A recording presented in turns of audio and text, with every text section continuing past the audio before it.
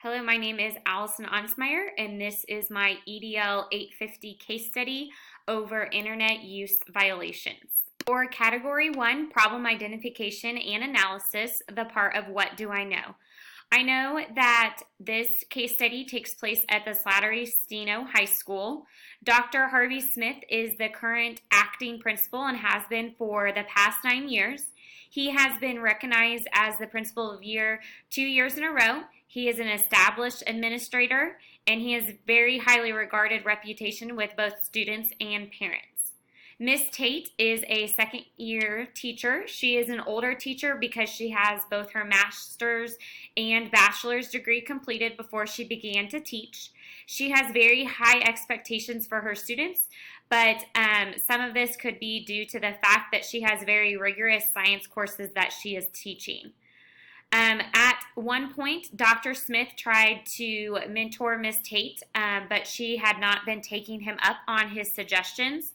This was in regards to some phone calls that Dr. Smith had received from parents about the expectations and the rigorous curriculum, and that the students that are usually in her class are students who are up for salutatorian and valedictorian, and so they didn't want their students' grade point average to be hurt. One evening, Miss Tate received an email with a link to a Facebook page that suggested for someone to kill her.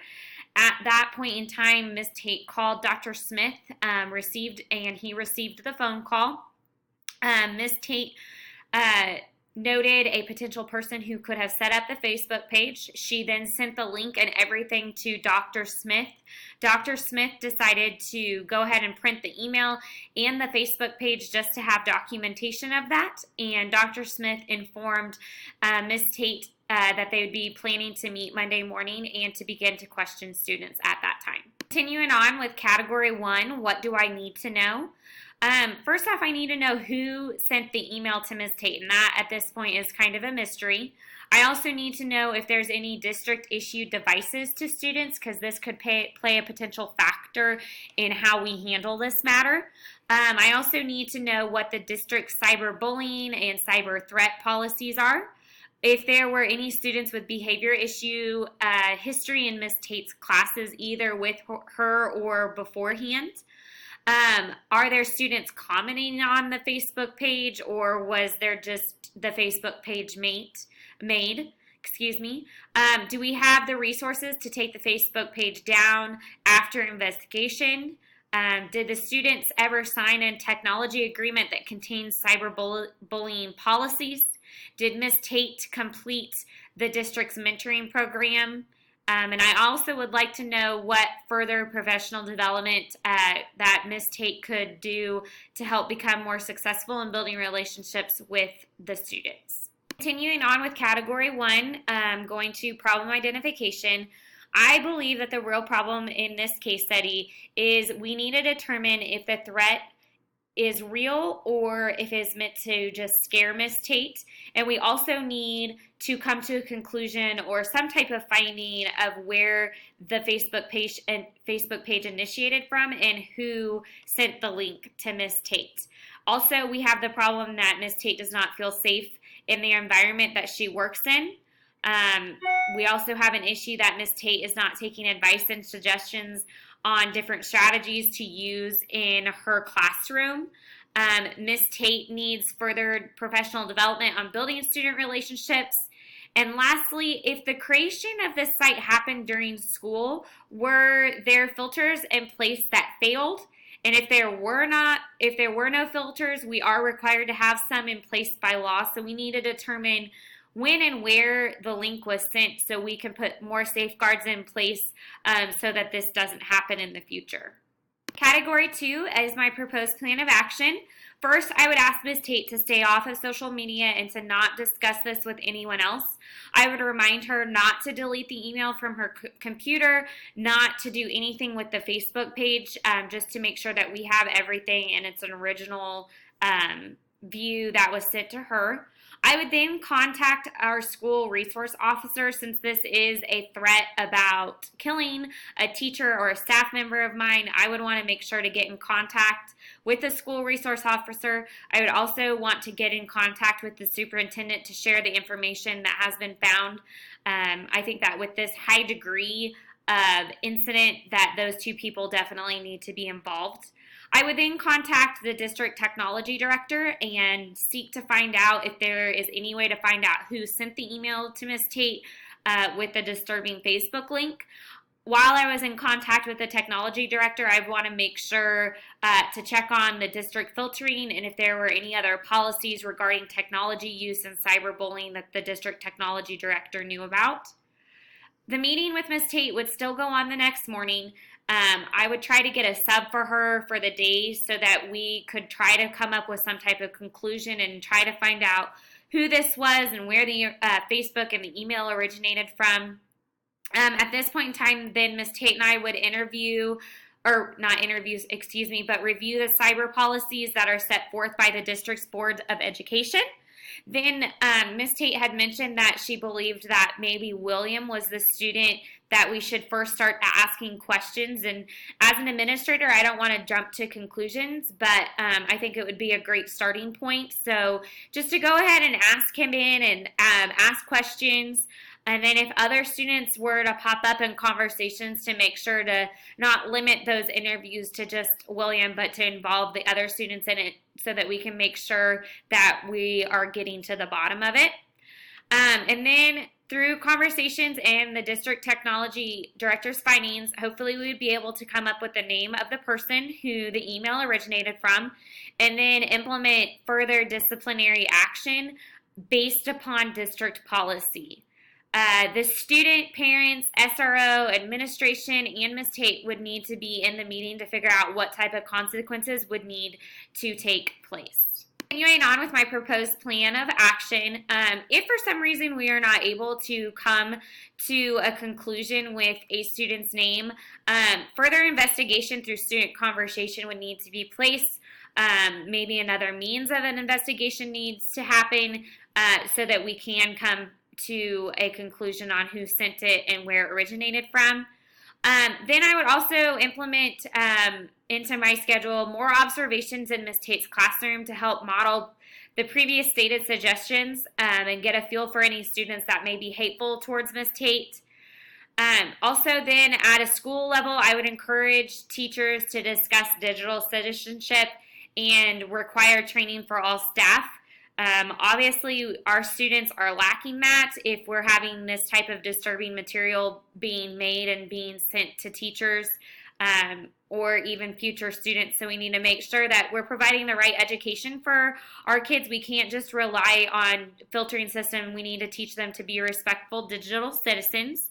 Lastly, Ms. Tate and I would sit down and develop a professional development plan. This plan would include opportunities for Ms. Tate to practice and implement new strategies in her classroom.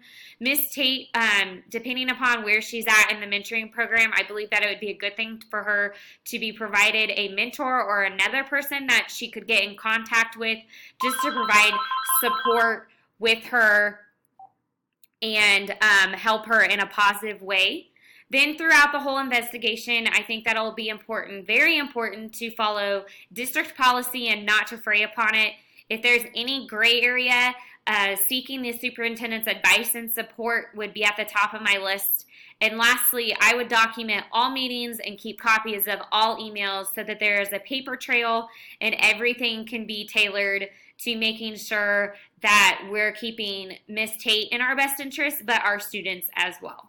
For category 3, I believe that I resolved the issues and promoted the success of all students by making sure that the student or students who were involved in this Facebook creation and the email sent to Ms. Tate would have consequences that would follow district policies.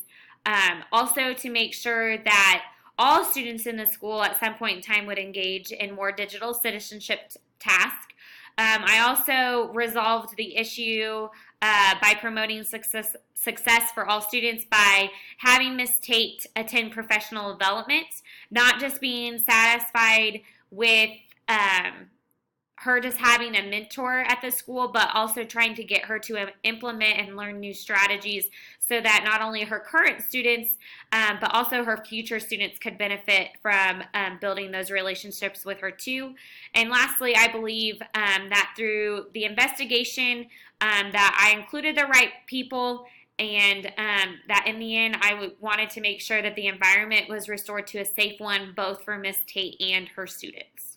For category 4, to debrief through reflection, I'm thinking that Miss Tate had every right to be scared with receiving that type of email and then being linked to a Facebook page. I'm thinking that the student behind this must have more against Miss Tate than what we know, so we need to be looking at that. I'm also thinking that as a school, we need to develop an importance for teaching digital citizenship. I am feeling that the issues in Miss Tate's classrooms was a little bit more than what I had thought, and that maybe earlier intervention needed to be taking place. And I also feel that we need to restore the safe environment for both students and staff members. I do value Miss Tate's high expectations, but we need to make sure that there's a good balance between those. I value the respect that Dr. Smith gained from the community, and I also value the fact that Miss Tate did not try to handle this situation by herself, but immediately went to administrative help so that we made sure that we were following all district policies and laws to resolve the issue. Continuing on as far as debriefing through reflection, if we figured out who sent the link, some of the issues unresolved is how would digital citizenship lessons look school-wide? Is this something that the school had in place, but maybe it wasn't being followed through within the classroom? Do board policies need to be corrected or communicated better? And will this type of behavior continue? And will Ms. Tate be able to recover and feel safe working in her classroom? Those are all things that still need to be worked through and looked at. If for some reason we don't need to, or we don't figure out who sent the link, some of the unresolved things could be, how can we figure out who sent the link? What safeguards do we need to put in place so this doesn't happen again? Continuing on with the digital citizenship, I think that's a big thing. We have to make sure that we're educating our students on that. And then once again, will Ms. Tate feel comfortable coming back to the classroom when we aren't sure who sent the link?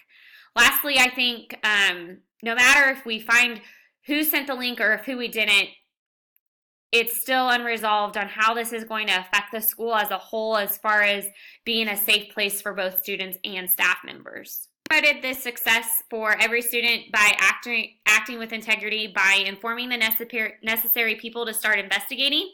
I documented all conversations and meetings. I kept an open mind throughout the whole process and never jumped to conclusions. And I offered to continue to work with Ms. Tate about developing other strategies to work with students in the classroom. I also promoted the success of every student by acting with fairness by not just limiting conversations to just William. I also did it by following all district policies and procedures. I gave Ms. Tate support and listened to her throughout the whole process. And I made sure to listen to all students and made sure that future digital citizenship for all students would be provided.